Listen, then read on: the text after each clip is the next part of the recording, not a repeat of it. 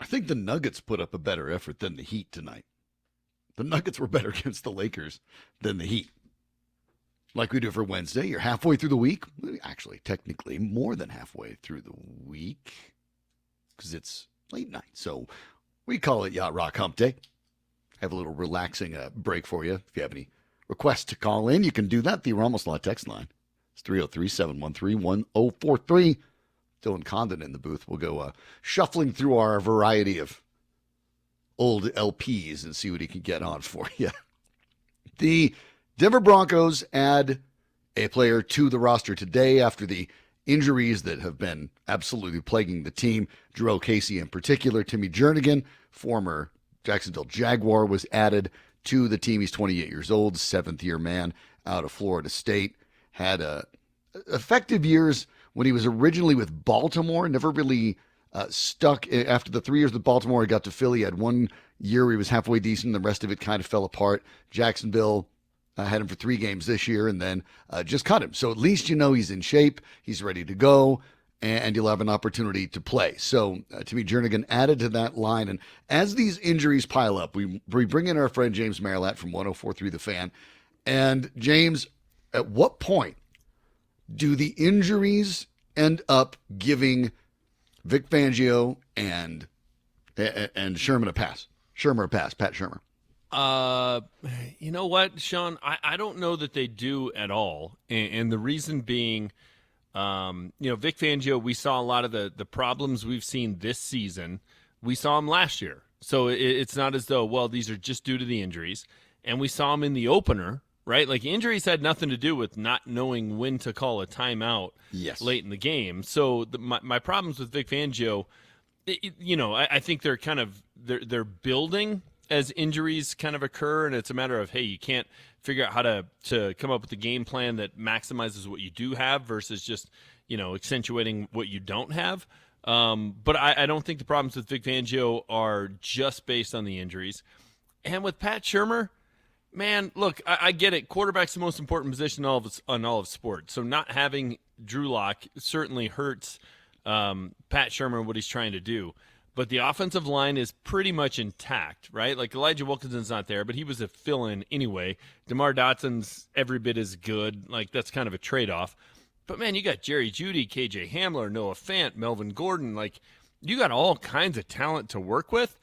And the bar isn't necessarily, hey, we need to see a team that goes out and puts up, 30 points a game. The bar is, can we see this offense with Brett Rippon or Jeff Driscoll do what we saw Rich Gangarello get out of Brandon Allen last year, right? In his first game against Cleveland, he was pretty good, pretty effective. Now they went to Buffalo, and Brandon Allen was terrible, but Buffalo's really, really good, and I don't expect Brandon Allen to go up there and be good. But at home against a bad team, he should be effective.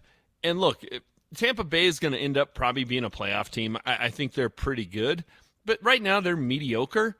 And to go out and be totally ineffective offensively, that's unacceptable when you had all week to prepare with Jeff Driscoll. So, Sean, it's a very long-winded way of me saying I don't think it buys him anything. I don't think it gives him a free pass at all.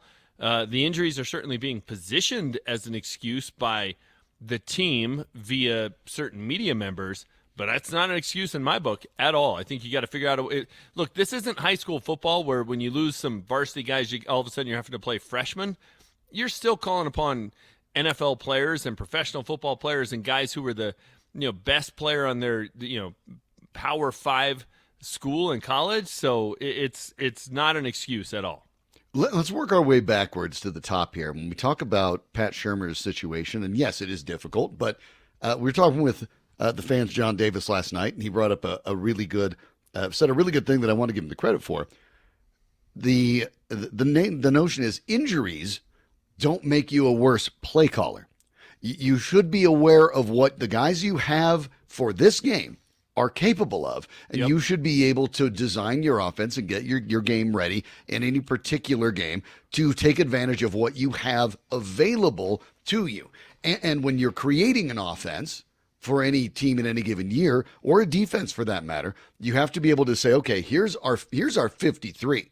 What happens if this player goes down? Well, we know we can take these plays out. What happens if this player goes out? Well, we have to take these players out, but maybe he has a different skill set, so some of these plays go in. And the injuries themselves shouldn't necessarily be an excuse when you look at the way the game is called on down to down. And I look at that way, especially for Shermer. But Vic Fangio on defense is the same. And as you pointed out, I give him credit for admitting it, but a pretty stunning admission to say in the opening game that basically they didn't call a timeout because he wasn't paying attention to it. Yeah. No, and look, I'm with John on this. Whoever you've got, you got to figure out, okay, these 11 guys, and it's not that simple. It's 18, 20 guys that probably play during a game on either side of the ball. These 18 or 20 guys, what do they do well, and how do I make it work? And, I'm not even as much worried, Sean, at this point about wins and losses as just, hey, are you creative enough to come up with something that works with the guys you have, right? Like, if you've got Von Miller and Bradley Chubb both healthy, well, yeah, I'm guessing if you're a defensive coordinator, you can probably put together a pretty good group that can rush the passer and, cause some havoc, although Vic Fangio didn't last year in the first 3 games. But you would think so. But when you don't have those guys, what can you do creatively to come up with a way to create pressure? Well, we've seen nothing, right? If you're Pat Shurmur and you've got Drew Lock and Cortland Sutton and all these other weapons, like, yeah, you probably should be pretty effective. And, I thought they were kind of, they were fairly dynamic in the first half against Tennessee. They only scored 7 points because they couldn't get in from the goal line, but they were interesting to watch. They were fun to watch. They moved the football. When they had it, it wasn't 3 and out. Like, they were fine. And since then, they haven't been very good. Like, but you should be good when you have everything. What can you do when you don't? And the example I use, and this is going to go way back for some people, but for longtime Broncos fans, they'll remember this. In 1992, John Elway got hurt, and the Broncos had Tommy Maddox, who was a rookie, and Sean Moore, who I think was a 12th-round pick out of Virginia. I literally brought this up last night. I remember the 2 games in which they tried this. Go ahead. And they alternated plays, right? They went back and forth, and I mean, they brought the plays in from the sideline. Yeah, it was Dan Reeves going back to his Cowboys days when it was literally Roger Staubach and Craig Morton changing on every single play coming in, and instead of the running back bringing in the play or whoever, it was the quarterback. It was crazy. But and look, Denver didn't win those games. But they played a Cowboys team here at Mile High Stadium, and that was a Cowboys team that they weren't, they went to the playoffs that year. I think they went 11-5 and lost to Detroit in the postseason. But they went on to win 3 of the next 4 Super Bowls, right? Like, that was a team that was Troy Aikman, Emmitt Smith, Michael Irvin, Jay Novacek, Darryl Johnson. Like, that group, they were a team that was on the precipice of being what in today's, sports world is a dynasty. And Denver went down to the last possession with them, going back and forth with quarterback with Tommy Maddox and Sean Moore. Like, okay, they didn't win the game, but it was a creative approach. It was outside the box. They found a way to, how do you make something out of, not a lot and remain competitive? Dan Reeves got fired at the end of that year, but man, that to me showed this guy knows how to coach. Have we seen anything like that out of Pat Shurmur or Vic Fangio saying, okay, yeah, the deck is totally stacked against us, right? I got dealt a 3 of hearts and an 8 of clubs, and it doesn't go together at all. Well, you can either fold or you can figure out a way to try and make the hand work. And this group right now, this coaching staff just doesn't seem – they haven't shown me anything that says they're going to be able to make it work.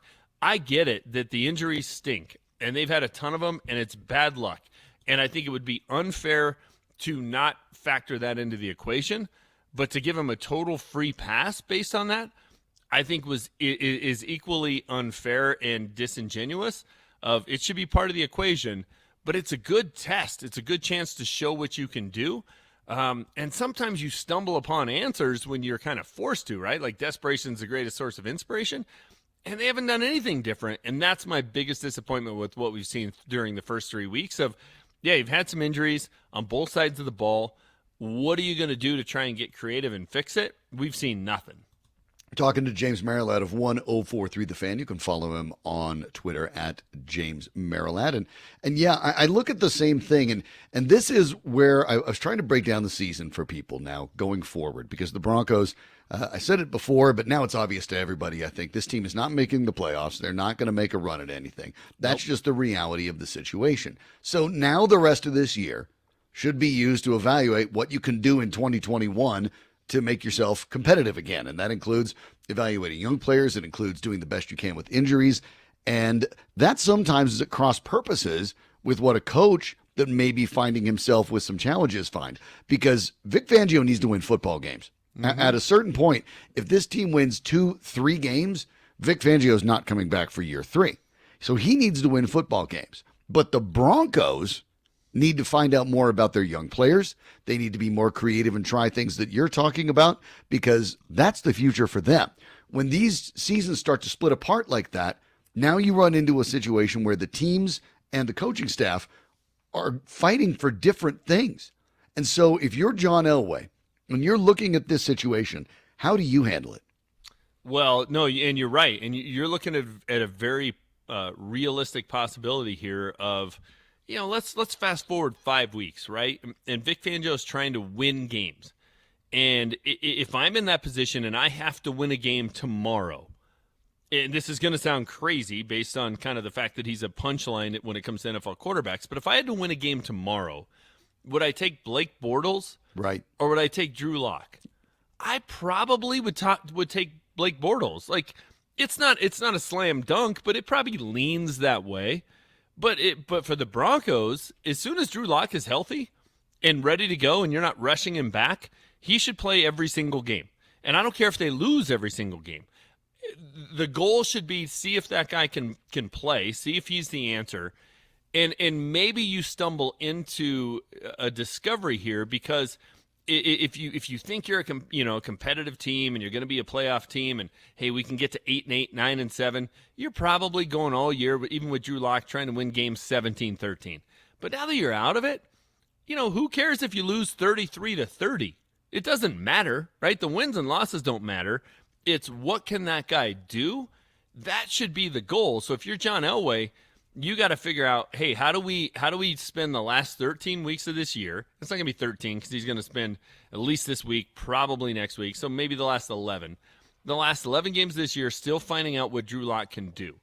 And that's tricky, because if you have a head coach who's trying to save his job, then he may not be just saying, hey, let's turn the young kid loose, and what does it matter if we lose 33-30? That's easy for me to say, right? Like, my job's not on the line. If you're Vic Fangio, I get that's not easy to say. But if you're John Elway, that's got to be the purpose. You are trying to find out what you have in that guy. It doesn't matter if you're 2-14, 6-10, 8-8, right? If you're not making the postseason, what's the difference? You might as well be 2-14. You get a better pick. But you have to find that out. And if the Broncos go 6-10, and they find out that Drew Lock is the guy, right? And he goes into LA against the Chargers and puts up 14 points in the final 3 minutes with a couple of touchdown drives, and they pull a victory out of the jaws of defeat, and that's en route to 6-10. To me, that's much more valuable than going 8-8 or 9-7 with Blake Bortles and getting knocked out by Baltimore in the first round. Like, what's the point of that? Like, okay, great, you made the playoffs, but it's sort of the same thing I had with Kyle Orton back in the day. He gives you the best chance to win. But best win chance what? To win what? Right. Yeah, like maybe today and maybe to win 9 games, but you're not winning a title with that guy. So you have to find out what you have in the quarterback. How does John Elway do that? Well, you either have to tell Vic Fangio, hey, you're safe, you're good to go no matter what happens. Or look, man, if they lose tomorrow night, and if it's kind of one of those embarrassing games, I'm not a Vic Fangio guy. I've said I don't think he's the answer, but I'm not a guy it's necessarily rooting. I'm not rooting by any means for somebody to get fired. But if you're 0-4, you maybe need to just kind of turn the page just to send a message of this is not acceptable. And Mike Munchak, as the interim coach, is probably much more likely to just say, let's wing it and see what we have with Drew Lock, than Vic Fangio, who's trying to save his job. So that's going to be the trick with John Elway moving forward. Is it's not about wins and losses. but certain people, it's going to be about wins and losses. You're 100% right. That becomes a tightrope for sure. And obviously, the more games they lose, the more complicated it gets. In this particular game, look, the Jets are so bad, they're expected to win. The Broncos are expected to win. Without all this. Imagine that, right? They're still expected to win on the road against the Jets. Yeah. So I'll tell you what, by the time we talk next week, James, if the Broncos lose this game tomorrow, I imagine we'll have a great deal to talk about. Appreciate the time tonight. You bet. It's always fun, Sean. Thank you. All right, thank you. James Merrill out of 1043 The Fan. And make sure you check out James on Twitter at James Merrill and follow everything that they're putting together at 1043thefan.com. As I say, James is the tip of the proverbial spear. So a lot to look at over there if you haven't had a chance as well. The Broncos have one new defensive lineman, Timmy Jernigan. They might be getting more, including potentially a familiar face. I'll explain next.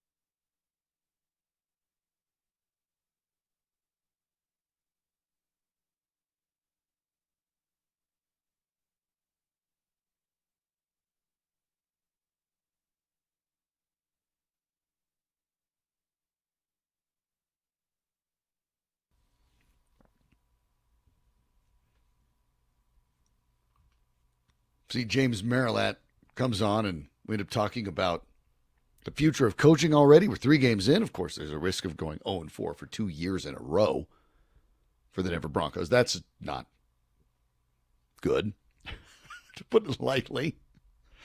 Vic Fangio's already 0 for September in the 2 years he's been the Denver Broncos coach. So when you take a look at the injuries that they have, and they are many, I think the Broncos could have done a lot worse than grabbing Timmy Jernigan off the proverbial scrap heap, because he had played for the Jaguars in their first 3 games. They let go of him on Monday.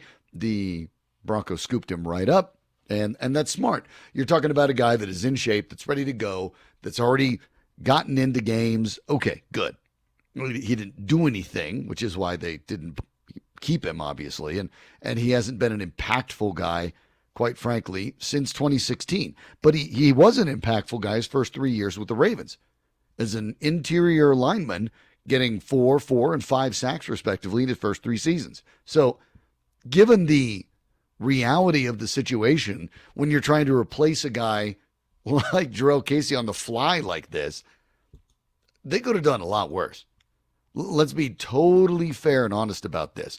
That was a good move. They were moving quickly, and they got the job done with somebody who might be effective here. The interesting news, according to our Broncos insider Mike Kliss, is that they are looking at more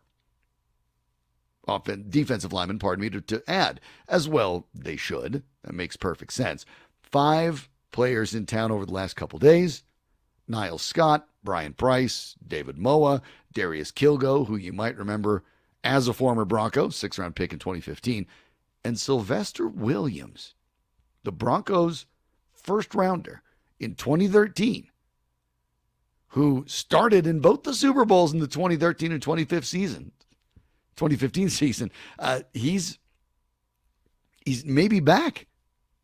That would be really, really surprising to me, but that shows you how rough things are for the Broncos and how they're trying to find a way to replace anybody any way they can. They're just trying to look for anything possible. Williams now has last played for the Chargers last year, but he's been bouncing around. And I mean, he's been bouncing around with the Broncos the first 4 years of his career. Following the 2016 campaign, goes to Tennessee, plays in 15 games. 2018 goes to Detroit, plays in 6 games. 2018, halfway through, he goes to the Dolphins and plays in 8. And last year he played in 5 with the Chargers. So you're talking about 5 teams in 4 years for Sylvester Williams. If you're going to read between the lines, it's because he hasn't particularly impressed enough to stick around. But again, the Broncos really can't do much right now. Beggars can't be choosers. And the guys that were the 2 guys in charge of bringing Sylvester Williams in, John Elway and Matt Russell, they're still there. So you could see it. The question is, who would help? I think Jernigan's a good signing. I think they're going to need him very, very rapidly. Because when you look at the Broncos now, and you take a look at their roster, and you take a peek at what they have, especially on that defensive line, it's a little barren. You have Shelby Harris. You have Mike Purcell. They promoted Deshaun Williams for the last game, and he looked all right. McTelvin Agim was active, didn't do anything. And now you have Jernigan. In theory, Jernigan, he's probably not going to start tomorrow by any stretch, but it might make sense to do so. Purcell and Harris for sure. On the other side, Deshaun Williams, that's probably the answer. I don't think they're going to start Agim. So they're in a bad spot. In Williams' case, he had moments against Tampa, and I think that probably bodes well for him, but they need depth there in a big way. There are 5 healthy defensive linemen with Jernigan on the roster. That's it. So no depth.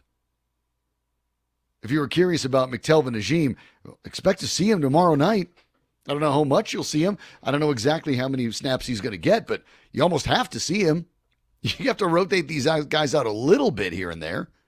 So for the Broncos, this is a spot that does need addition, that does need a few more just bodies.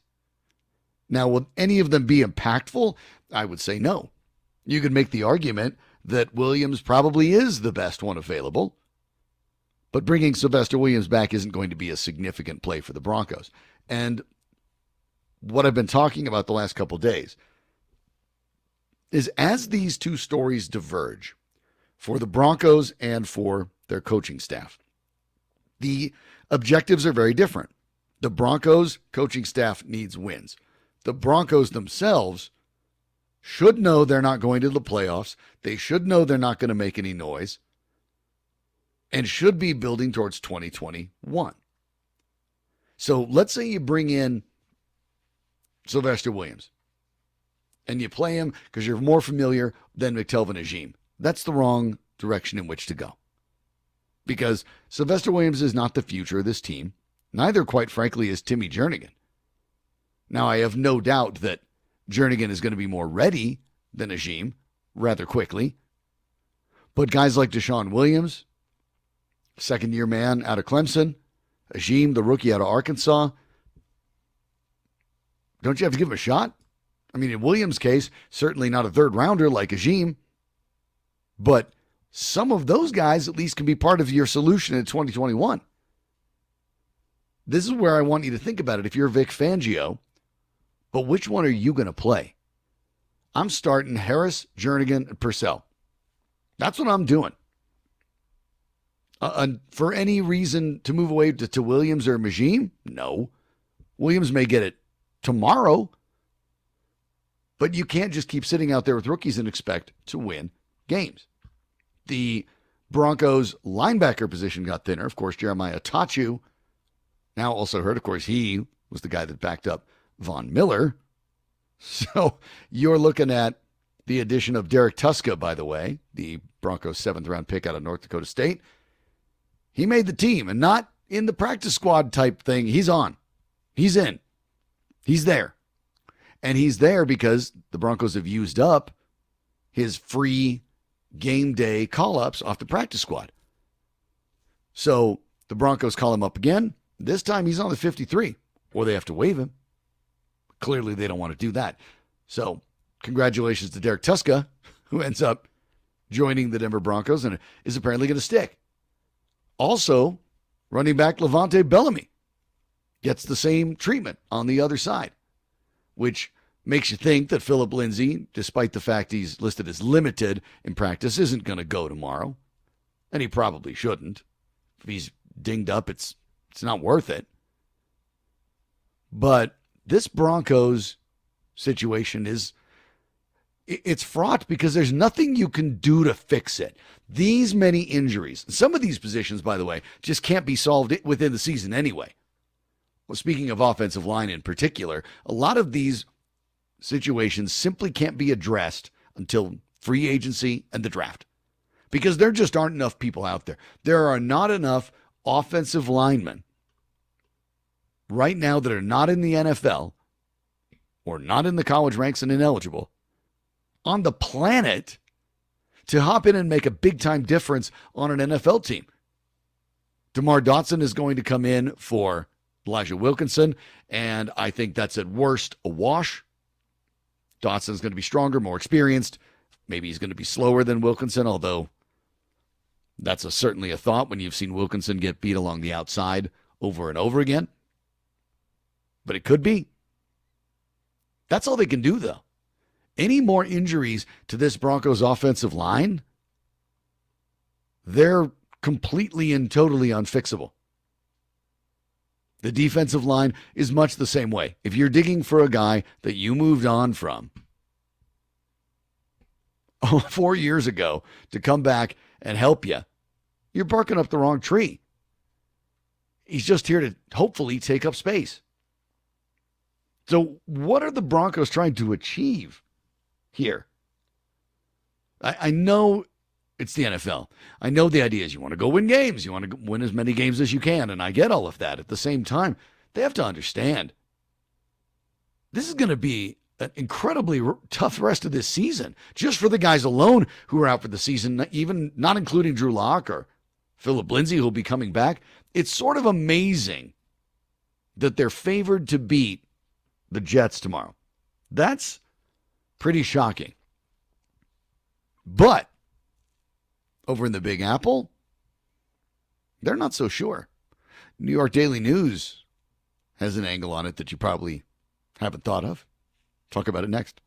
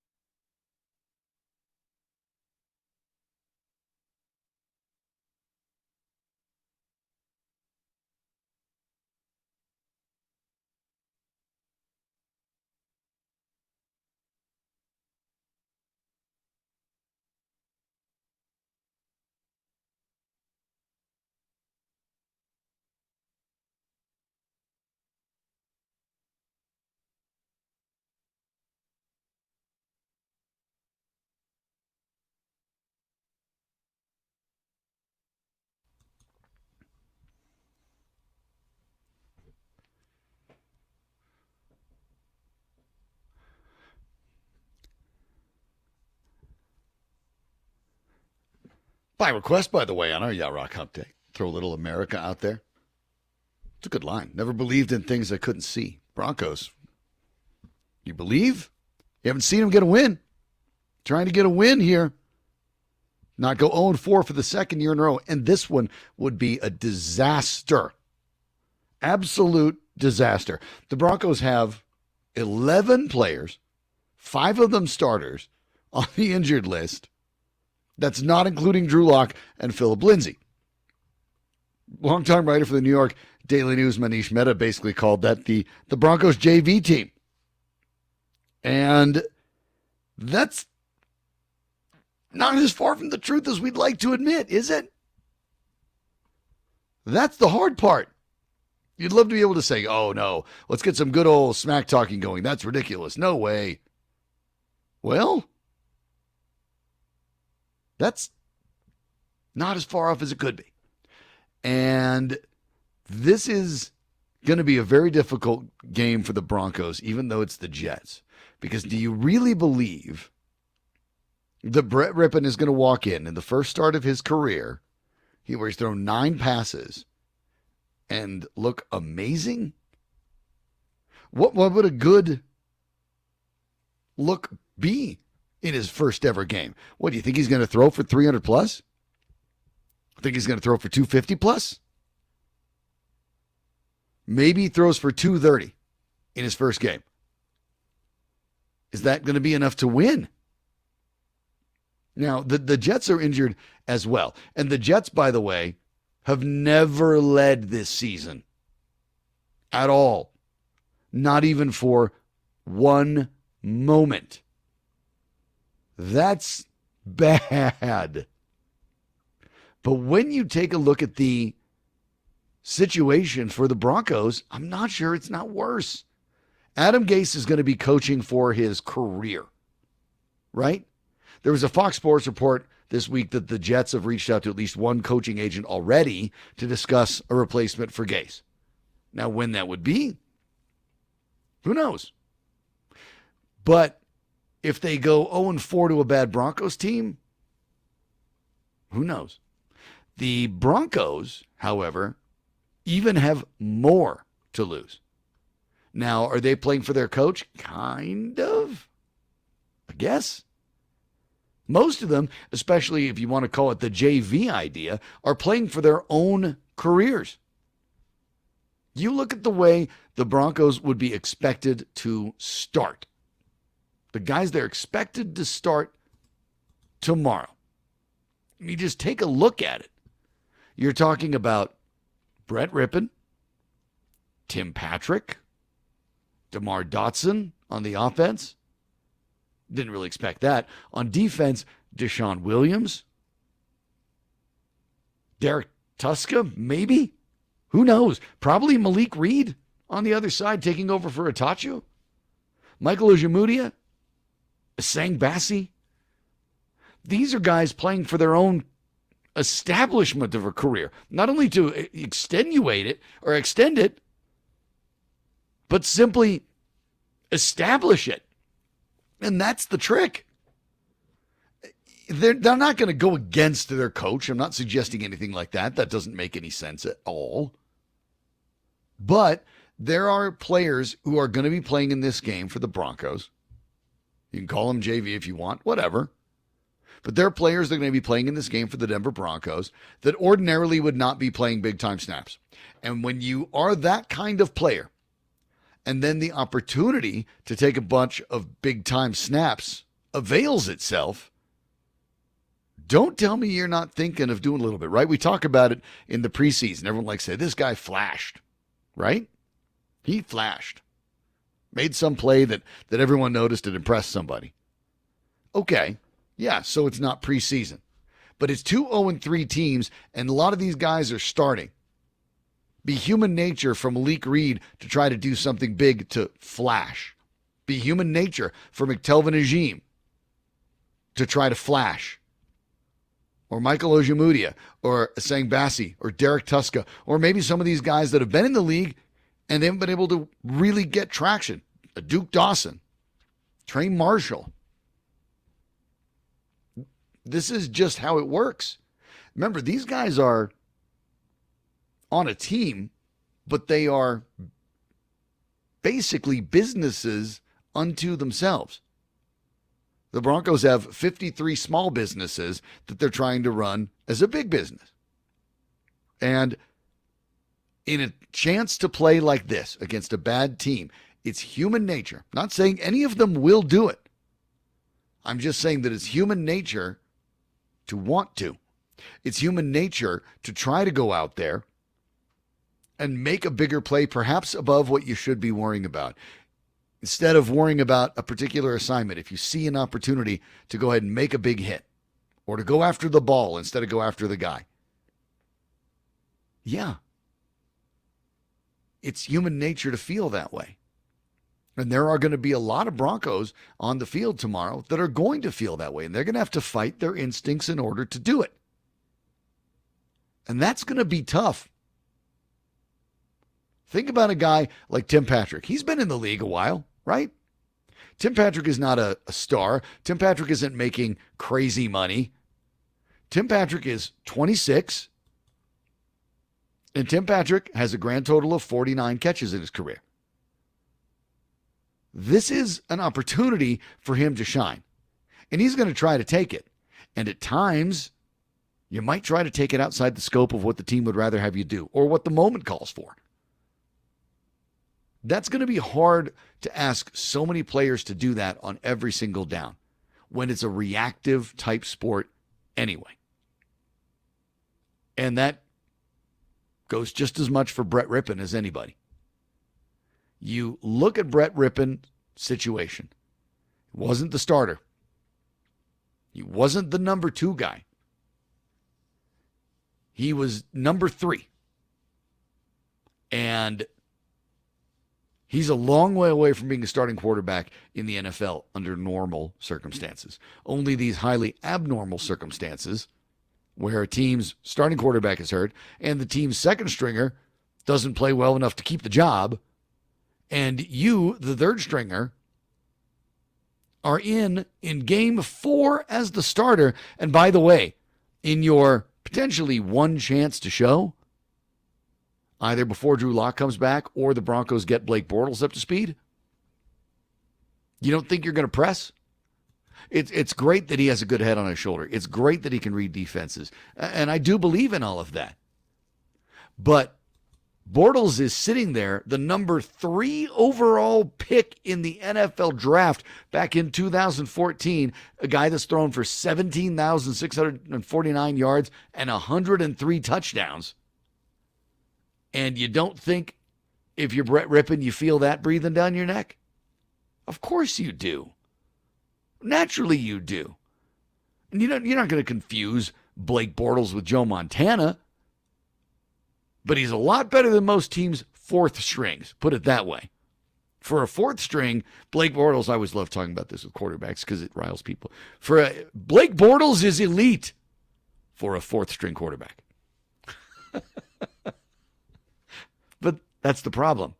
Brett Rippon might find himself as a 4th string quarterback too. And it could happen as early as next week. So to expect Rippon to go out there and put up big numbers and make no mistakes while doing it, given all the pressure he's under to hold off Bortles, to establish himself as a professional at the NFL level, and to get the Broncos their first win to boot against a team that, even though your team's beat up, you're favored against. There is an extraordinary amount of pressure on Brett Rippon. And to think that all of a sudden he's going to go out and look like Drew Brees or something? Come on. Have you seen this offensive line? Behind that line, he's going to be unbelievable. You need to start being realistic about what the baseline would be for Brett Rippon in this game. I almost did the Vic Fangio and so called him Mark for a second. It can happen. I get it. But this might be Brett Rippon's one chance. And that's a lot to put on a guy. This is his opportunity to show the league he can start. Or at least that you can count on him to be a very good backup, which, truthfully, in the NFL can make you a whole bunch of money. So To expect him to be unbelievable, given that pressure, given that this team isn't very good, and that this team is absolutely devastated by injury, that is an essentially impossible task. So I ask you over on the RamosLaw.com text line, what kind of numbers would you be happy with Brett Rippon? And we'll take a look and see how much of those numbers might even be possible. We'll do some of that next.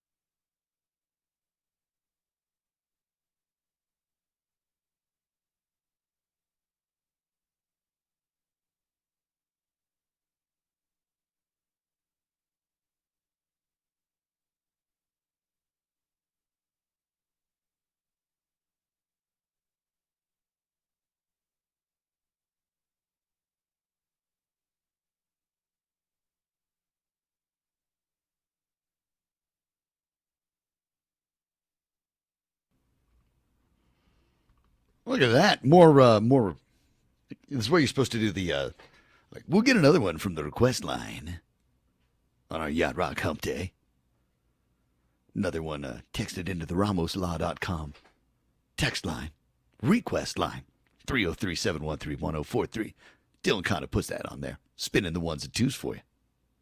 Make your evening a little bit smoother.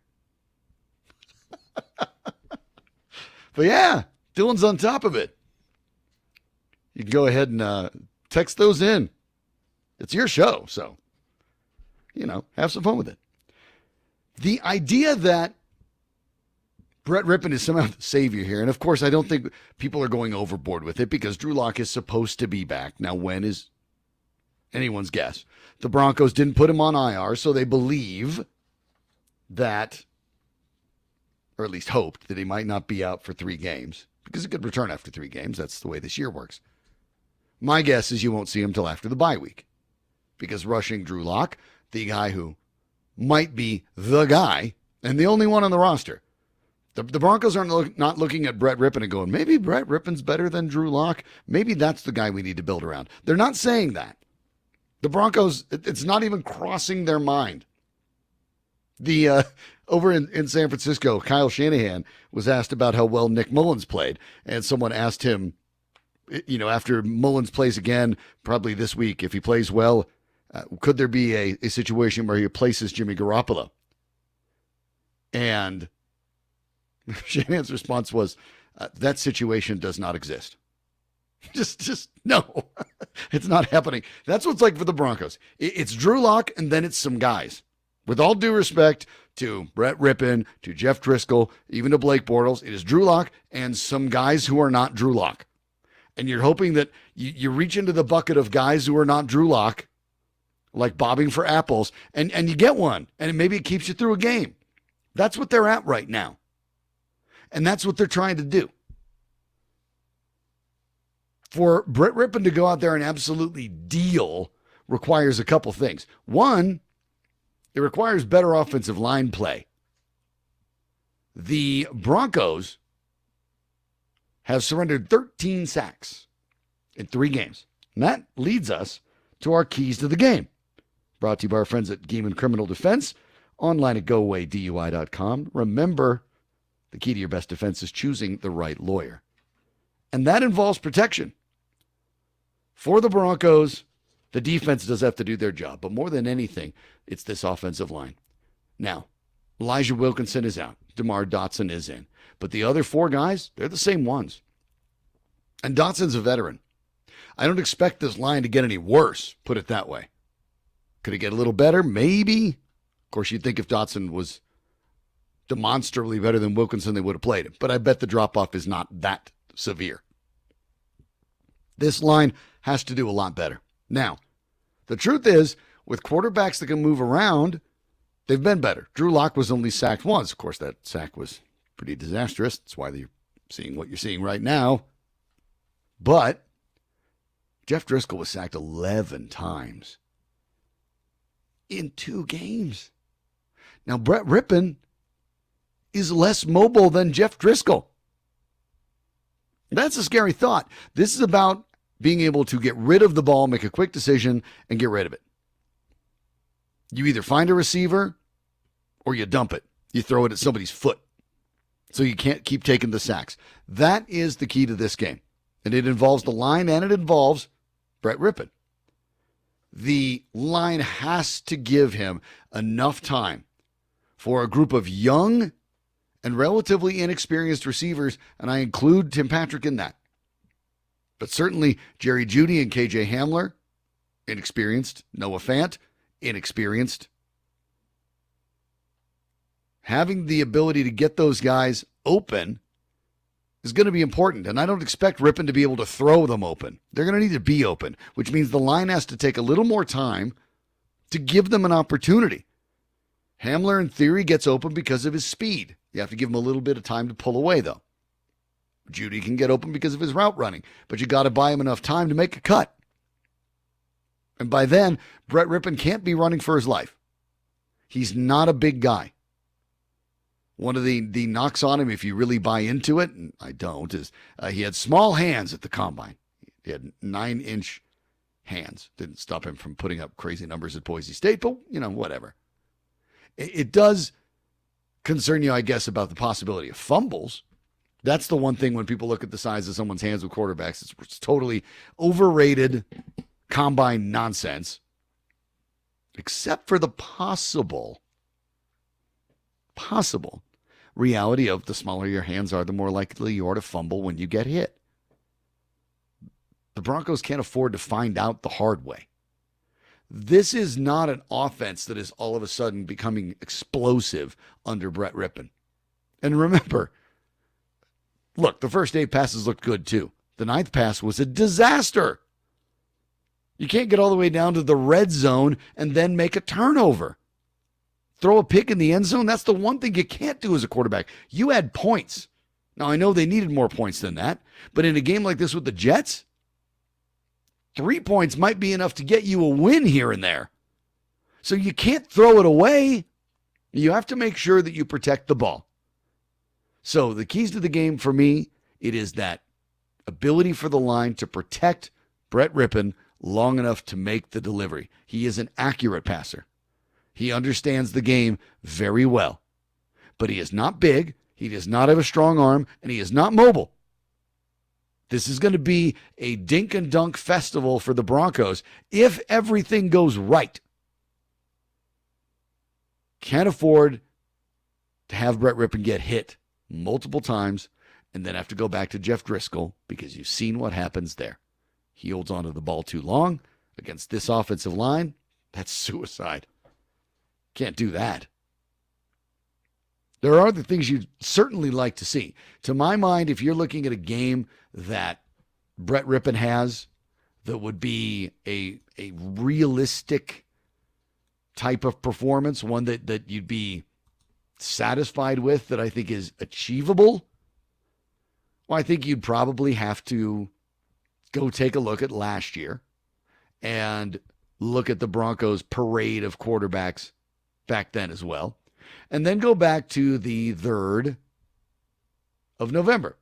The Broncos beat the Cleveland Browns 24-19. Brandon Allen went 12 for 20 with 193 yards and 2 touchdowns, along with no picks. He was sacked 3 times. That's the kind of line that you love to see Brett Rippon put up. I mean, that's a quarterback rating of 125.6. It's lights out. Is it possible that you'll see Brandon Allen's next line, the 17 for 39 for 240, 1 touchdown, 1 pick? Yeah, I could envision that as well. Worth noting the Broncos lost that game to Minnesota. But anything significantly better than that, seeing him complete something at 65% and put up multiple touchdowns with no picks, I don't see that. That's too much to ask. And it's not really fair to Rippon to expect that sort of thing. If it does happen, great. That's fantastic. But it's gravy. It's not what you'd expect to see. And you shouldn't. And if, quite frankly, Rippon looked like he had that kind of guy in him, I don't think the Broncos would have bothered to sign Jeff Driscoll in the first place. And they might not have even decided to sign Blake Bortles. This is not a condemnation of Rippon, who I think maybe could become a good backup in this league. But he's not being considered as a starter, and you shouldn't probably expect him to put up NFL starter caliber numbers. But there are enough targets to make things work here. Melvin Gordon needs more carries than what he's been getting. Gordon has been averaging just about 14 carries a game. Well, exactly 14 carries a game. And you need to get him the ball more than that. A lot more than that. You want Melvin Gordon to have his carries number be in the 20s in this time. You just do. He's a big guy. He can handle it. Give him the rock. Let him do some things. This Broncos offensive line is actually not a bad run blocking unit. Gordon's averaging 4.1 per carry. That's higher than his career average. And if it were to hold up, it'd be the second best of his entire career. So give it to him 20-plus times and make sure that you ease the blitz off. In the last 2 weeks, the Denver Broncos have faced teams that blitz them at the highest rate in the NFL. Pittsburgh blitzes a lot, but against the Broncos, they blitzed the highest percentage of any team that week. The Buccaneers did the exact same thing next week, and they're not the same type of defense. Teams are doing it because they know the Broncos can't handle it. Either you're going to sack the quarterback or the quarterback's going to make a mistake. Because one of the things the Broncos aren't doing is running the ball. In 3 games, the Broncos have 22 carries a game on average for the whole team. That's everybody. That's far too few. So now if you're a defensive coordinator, you know that this is a team for the Broncos that basically throws 2/3 of the time and runs 1/3 of the time. So knowing that, you can take some educated guesses, right? And some of those are going to hit. The way you have to hold this off, the only way you can realistically hold this off, is you have to find a way to change the blitz packages, to make them fooled into doing something that they don't think they know what it is already. And that requires running the ball, because the Broncos, if you're scouting the Broncos, you should look at it and go, well, they don't. They don't do it. And that's a little strange when you look at the fact that they've actually been in only one game where they were blown out of the 3. They lost by 2 to Tennessee, and they should have won, quite frankly. They lost by 5 to Pittsburgh in a game where they could have been blown out. Those are close enough games where you need to run the ball more. And they didn't do it. They didn't do it with Drew Lock. They didn't do it with Jeff Driscoll. They need to do it with Brett Rippon. Help him out. Give him an opportunity to succeed, and give him an opportunity to at least not face blitzes down after down after down. Make them expect something different. Force them to respect the run. Run draw. Run delays. Start using their leverage against them. Do a little judo here. If they're going to blitz, okay, let them blitz and then hand off with the delay. And now, like Maverick and Top Gun, I'm going to hit the brakes, they'll fly right by us. That's the plan. You want to make sure that you counter program what you know you're going to see. And if there is an advantage for Pat Shurmur here, it's only been 3 games, but you know what you're going to face. You are going to face blitz packages all night long, because that's what teams in the last 2 weeks have done, and they've had extraordinary success doing it. In the last 2 games, the Broncos have given up 12 sacks. Why would you not blitz, knowing that the other team is going to bring crazy pressure? And by the way, the last 2 games, Pittsburgh and Tampa, 65% of the time they were blitzing. 65. It's not the occasional. That's the norm. You should expect to blitz the vast majority of the time. So that allows you to do some things. I don't know what screens they have in their arsenal yet. We haven't seen it. Melvin Gordon, who we all thought was here to catch a bunch of passes, given his ability to catch passes out of the backfield. Now Pat Shurmur uses his offense. Melvin Gordon has 9 catches for 34 yards. Dump it off to him.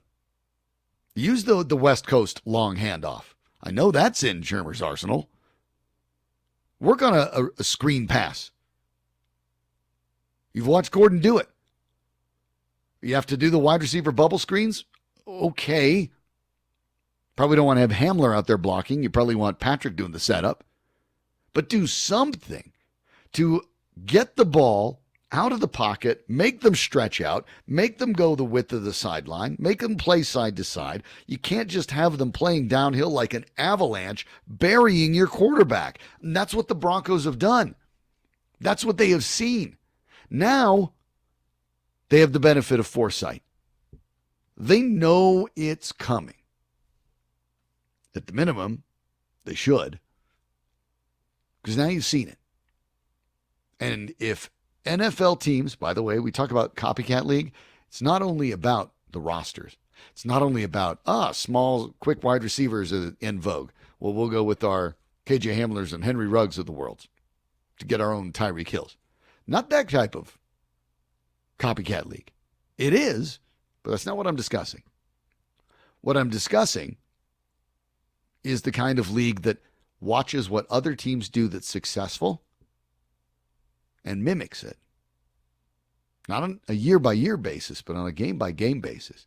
If you're the New York Jets, you are desperate to get a win. You are borderline laughing stock of the league. You haven't been able to figure it out. So what should you do? I'd be looking towards the teams that had figured it out. Find out what they did. See if that's something I could copy. That's what I'd be doing if I were the New York Jets. And you should assume that they're doing exactly that. Drop the little Art of War reference on you. Little Sun Tzu at 11 at night. Always assume that the enemy knows more than you do. So don't underrate Adam Gase. Don't do that. I know he's not a good head coach. I know he was an overrated coordinator, but don't do that. Assume that this is still there. The Jets are getting healthier. Jamison Crowder, their wide receiver, right tackle George Fant, are expected to be back.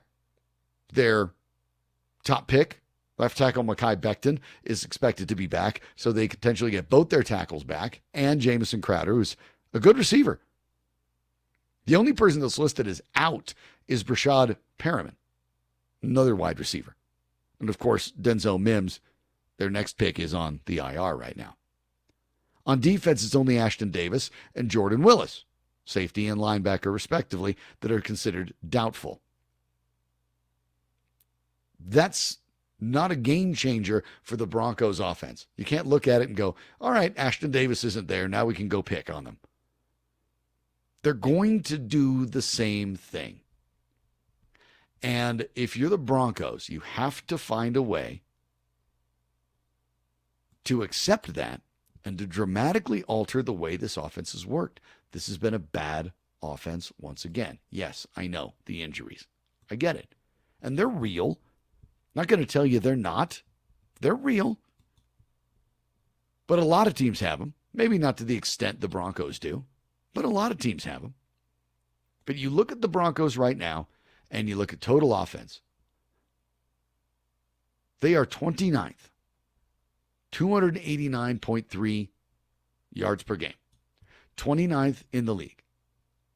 They're slightly better than that in passing. Just slightly. They're 27th at 205. When it comes to running, though, with Phillip Lindsay, who I know he's hurt now, but you had Phillip Lindsay and you had Melvin Gordon. Plus you have Royce Freeman, who was a third-round pick. The Broncos ranked 29th in rushing yards. Only 84.3 a game. That is dangerous. And it probably shouldn't surprise you then that they're 30th in scoring at exactly 15 points a game. The right side is the Jets are generally worse at all of those. For the most part. They're dead last in points. When it comes to rushing, they are one spot better than the Broncos. They get 88 yards per game. Not particularly good. Passing, they're 31st. In an oddity, the team that is dead last in passing per game is the Baltimore Ravens. So not every stat matters in those cases. But the Jets, of course, dead last in yards per game as well. They are desperate. Are the Broncos going to match their desperation? Because to me, that's the story. All around New York, you go read the papers, you listen to clips from the radio, and it is, if the Jets lose, Adam Gase is probably going to be replaced. If not immediately after the game, soon after. Are they going to even have any time to use, say, a Le'Veon Bell when he gets off of IR, if he gets off of IR? Or are they going to build towards the future, work with LaMichael Pirine or Gase's favorite, Kalen Ballage? These are all questions all the way across the board that nobody knows in New York. When the coach goes, everything goes up in the air, and players know that too. Whether they like the coach, whether they don't like the coach, doesn't matter. If the coach goes because you're on the team because the coach thought you were one of the best 53, if the coach goes, you are in limbo. So the players don't want that. The Jets are desperate to get a win. They are a disaster, and they are a laughingstock. So they are hungry to get this, especially on their home turf. Different with no fans there, I get. But they're going to want this game. I haven't seen the Broncos, quite frankly, under Vic Fangio, look like a team that wants to go out and wants to go get a game. I certainly haven't seen it this year. And I'm trying to think back to last year if there was one where they just looked like they wanted to fight and get a game. And there hasn't been many. The late wins they had, they were good, but Detroit wasn't going anywhere. Oakland and the Broncos were playing out the string. They had a great game in Houston, but it's not like the Broncos came in going, that's it, we're tired of being this team, we're going to go take it out on Houston. They haven't had that kind of moment. They haven't had that, we're a mess, we need to take it out on somebody moment. I can't remember it under Vic Fangio. Last year, after they started 0-4, they won back-to-back against the Chargers, and then they shut out the Titans. But again, they weren't necessarily desperate. They were still trying to figure out if Joe Flacco was going to be the guy. They won against the Chargers with Flacco throwing for 182 yards, and they won against Tennessee with Flacco throwing for 177. Those were the two worst games prior to the one in Indy, where after that he got benched. So I am not sure the Broncos under Vic Fangio have matched somebody sort of fire by fire in the belly. And that's a worry for me. That's a big worry. And that's why I look at it and think of our Broncos pick, which is presented by King Soopers, the official grocery store of the Denver Broncos. I think the Broncos should win this game. And I think they could win this game if they do things right. But the fact that they have gone against their strengths in all three of the games makes me nervous. I think the Jets are going to win this game in something awful, 16-10.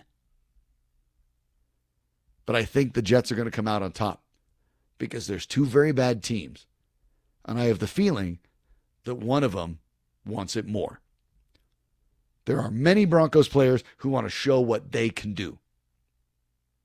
That's a little different than the entire team saying we're going to go out and get a win because we're sick of being embarrassed. And if the Broncos do end up losing that game, and I hope I'm wrong. I hope I'm wrong. I really do. I've been wrong before. Thought they'd beat the Titans. That didn't happen. So I hope I'm wrong about this, and I hope they do come away with their first win on the season, but I don't think they will. And the question is, if the Jets are the worst team in the league, and they are, and the Broncos can't beat them,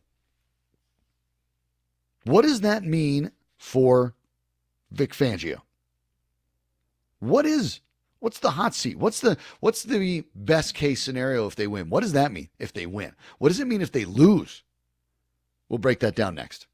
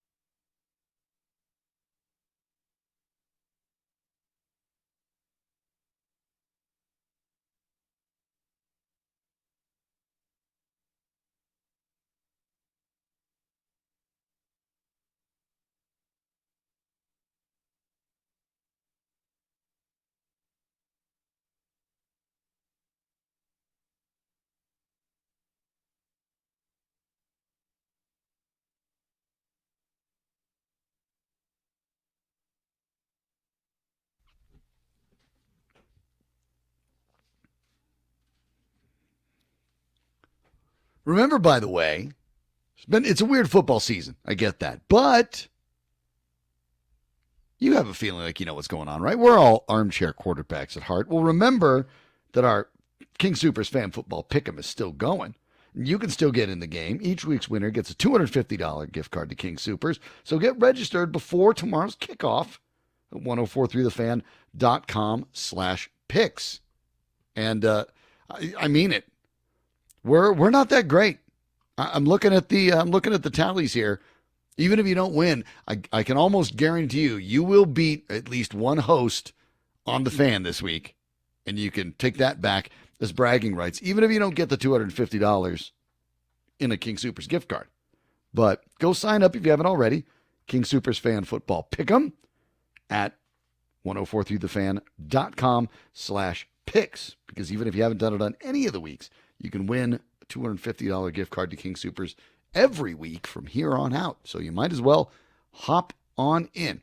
The ability to say that you're better than me or maybe a vast majority of our hosts is just gravy for you. So we'll see. I'm trying to compete, trying to climb the ranks a little bit here. I'm 2 out of first. It's not bad. It's not bad. The guy in front of me, the guy in first has Super Bowl rings, so I don't feel like I'm being that bad about it. So, yeah, 2 back. I can live with it. So here's my question, Broncos country. The Jets are horrible. I mean horrible. I went over the stats with you. They are awful. You go through the Pro Football Focus numbers for the Jets. Oh my goodness. It is just disastrous. A top to bottom. When you look at the rankings of players, the best one on offense, when you actually look at not only raw rating, but where they rank out of the number of people in percentages, is Mekhi Becton, their rookie tackle. He's the best. Out of 34 ranked centers, Connor McGovern, the former Bronco, dead last. Their tight ends, Chris Herndon and Ryan Griffin, 57 and 65 out of 67, respectively. When you look at their wide receivers, Brashad Perriman is out. Well, he's 104th out of 118. Chris Hogan's 101st. Josh Malone's 111th. And Sam Darnold, out of 35 quarterbacks, 31. They're bad. They're real bad. The Broncos and virtually any team should beat them. That is just the truth. But can they do it? Will they do it? That's the question. And trying to figure out if this Broncos team is good enough, even beaten up, to beat them is the trick. I don't think, quite frankly, that they are. And that brings me no joy whatsoever in saying it. I have a very bad feeling about the way the Broncos are going to play this game. I get it. I'm intrigued about Brett Rippon as much as anybody. I really am. I think that's an interesting story in this game. And I'm looking forward to seeing it. Because, ideally, if you were to look at it for the Broncos, you would like to see Brett Rippon be the long-term backup to Drew Lock, and Drew Lock look like he's the guy, wouldn't you? I mean, that's what you want to see. So hopefully that's the case. And if you go back to those Pro Football Focus numbers I was talking about, their overall team grades. One of these teams is 31, and one of these teams is 32. Overall in the league. Catch the fever. The Broncos are the one that's 32, not the Jets. Just so you're aware. Like I've said, you have to take Pro Football Focus numbers with an entire salt shaker. But anyway, dead last as a team. That's going to be an interesting situation, because you're talking about 2 bad teams playing. When 2 bad teams play, The truth of the matter is it's basically a coin flip, right? Because they're both bad. And they're bad because they tend to make mistakes. They make turnovers at bad times. They're not calling good plays, and they don't keep the chains moving. These are what bad teams do. That's why they're bad. And the Broncos have been that. The coaching has been subpar. There's no way to disguise that. And I don't think, quite frankly, there is a single unit on this team that I have been particularly impressed with. The tight ends, maybe the best on the offense.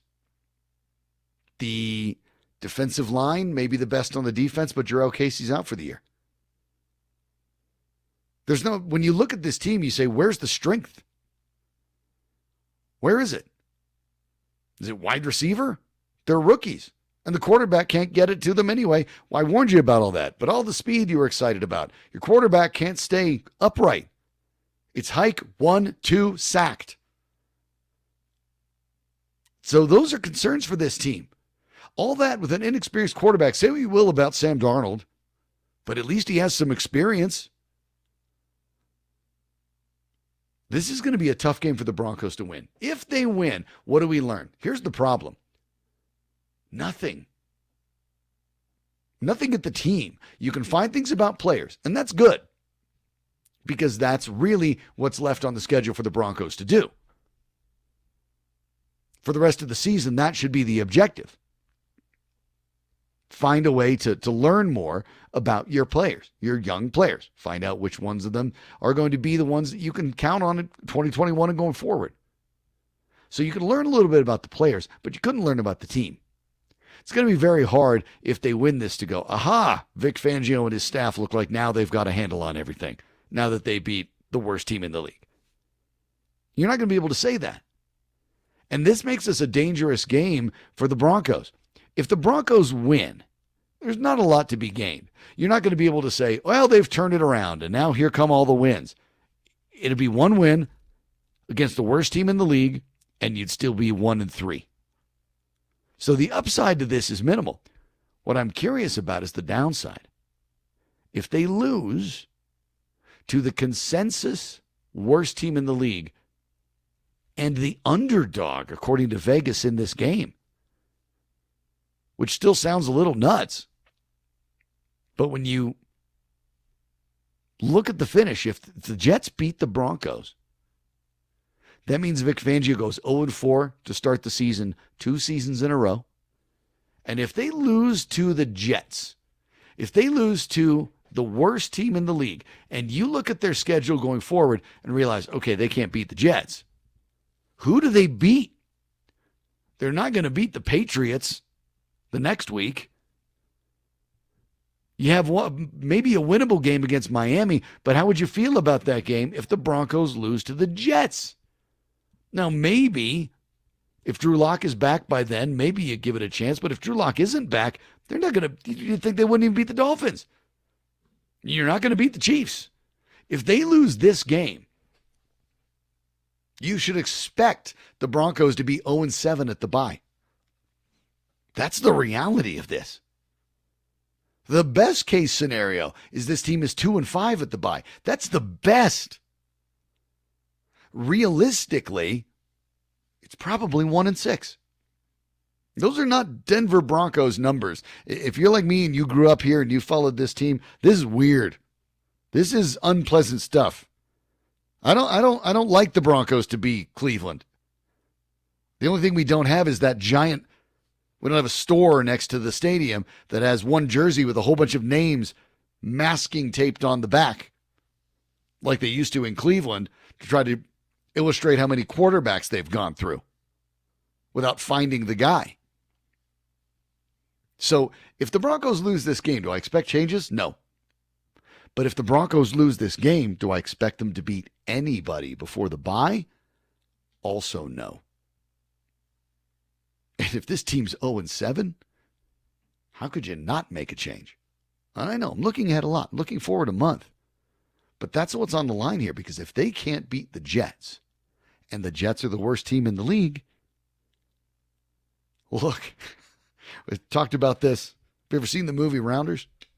If you can't spot the sucker in the first 5 minutes at the table, you're the sucker.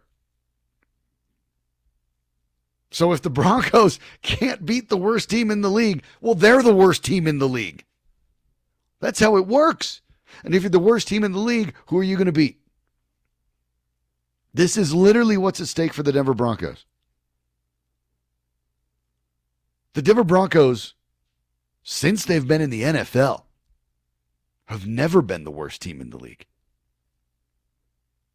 That's what's at stake tomorrow night. It's not going to be a pretty game. It's not going to be an exciting game. For the rest of the country, they're probably going to hold their noses and skip it. But for Denver, this is a defining game. Who are they? And who will they be? We'll find out tomorrow. Our time machine is next.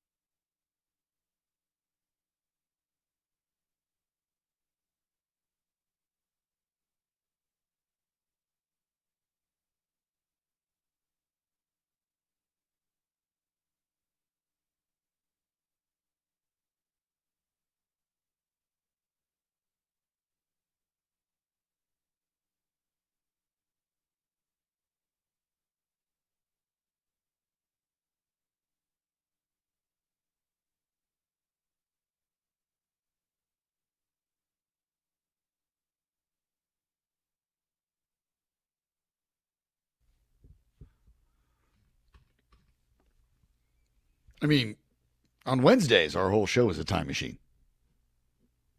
But hopefully you enjoyed the Yacht Rock Hump Day. You are most of the way through the work week. And you get football early. The Broncos game's tomorrow. We will be following that. Fan football post-game, fan late nights. We'll just sort of smush it together, right? We'll do a little bit of both. Looking forward to hosting that and joining you to talk about that Broncos game tomorrow night right after it, because I suspect, even though it's probably not going to be the most exciting game ever, it's going to be an important one. And for the Broncos, we'll see. We'll see. I'm intrigued. At a certain point, all we can do is watch and wait. Go back in our time machine. We're going to start in 1927, where the New York Yankees were probably assembling if not the greatest team of all time, one of them very close. Of course, right in the heart of Murderers Row. That team was absolutely phenomenal. And on this date, Babe Ruth went 3 for 3 with a walk, 2 ribbies, and a home run. Not just any home run. That home run was number 60. That was an immense number back then. It's hard to even put into perspective how big that number was. Statistically, given the league, his 1921 season was even a larger one. But that number of 60 was magical. And it remained as the record for 34 years after that. The idea is, think about it. Think about the idea of setting a record in baseball now that no one would break until 2054. That's amazing when you think about it.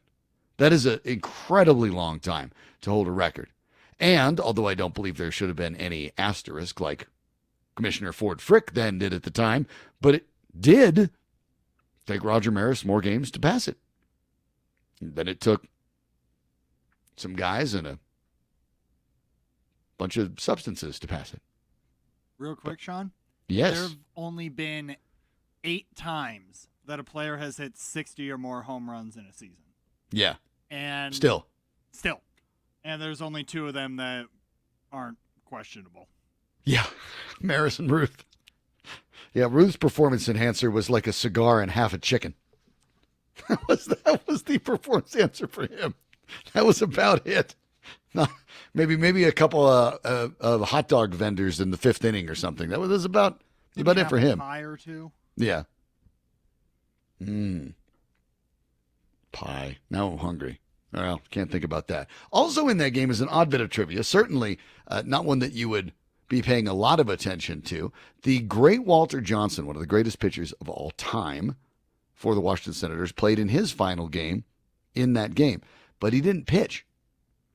He came in as a pinch hitter for pitcher Tom Zachary and did not get a hit, which is okay because he still hit .348 on the year. Not too shabby for your last year in baseball for Walter Johnson at the age of 39. But that was, so he goes out as a hitter, and Babe Ruth hits number 60. Well, let's fast forward to 1939. 1939, well, it's some big football trivia and some big technology trivia. See, before 1939, you wanted to get a live baseball game, you had 2 choices. You could go to the game, or you could do what you're doing right now, listen to the radio. That was it.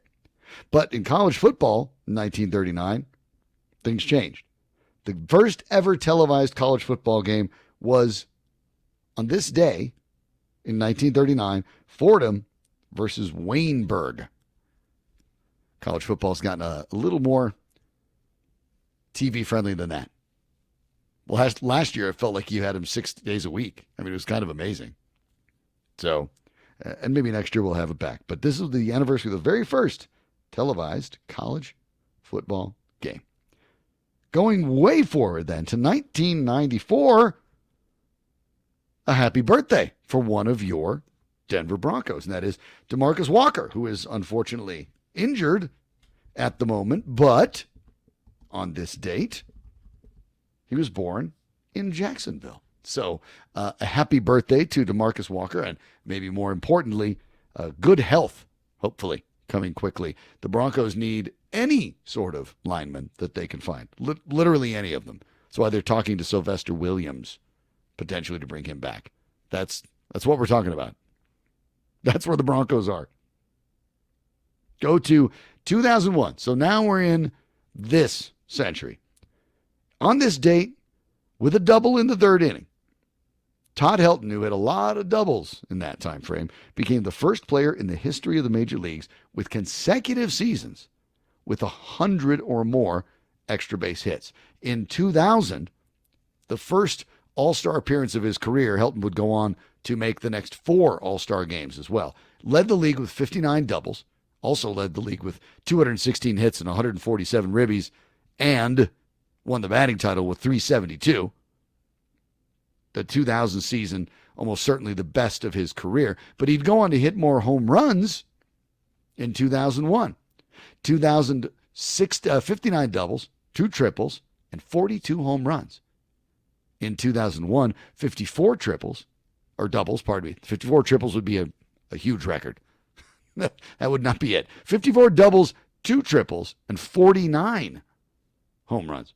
Helton also hit 146 RBI, just one off from his league leading 147 the year prior to that. So first player ever to do that. Helton put up major double numbers over the course of his career, 592 over the course of his career.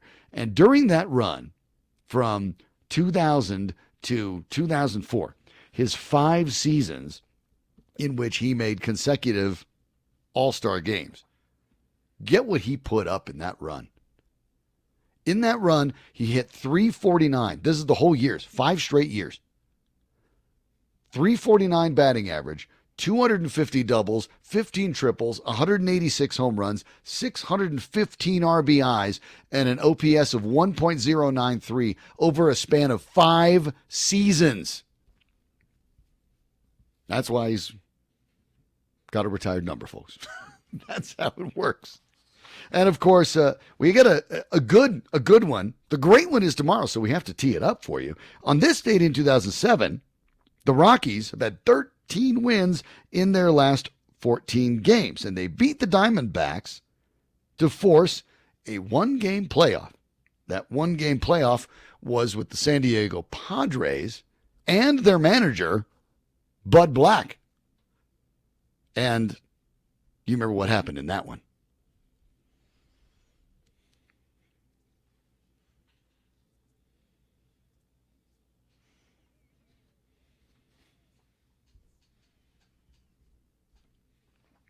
Oh, Dylan was listening to the clip and saying he didn't touch the plate. Yes, he did.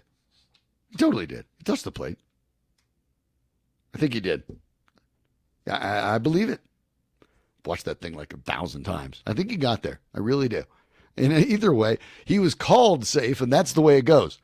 Hard to do reviews in a giant pile of dust and bodies smacking together. So Matt Holliday gets that on tomorrow's date in 2007. This was the date they forced that final and decisive game. One of the most fun memories in the history of the Rockies organization. Tomorrow night, we will be at it with the Fan Football postgame / Fan Late Night, taking your calls, talking about everything Broncos with their game against the Jets. Can't wait to do it. Thanks to James Marilat for coming on earlier. Follow him on Twitter at James Marilat. Dylan Condon is in the booth. Follow him at D Condon Radio. That's DCONDON Radio. And if you'd like to follow me, you can do that at SDROTAR. This is the Fan Late Night, the Denver Sports Station, Sports Radio 104.3, The Fan.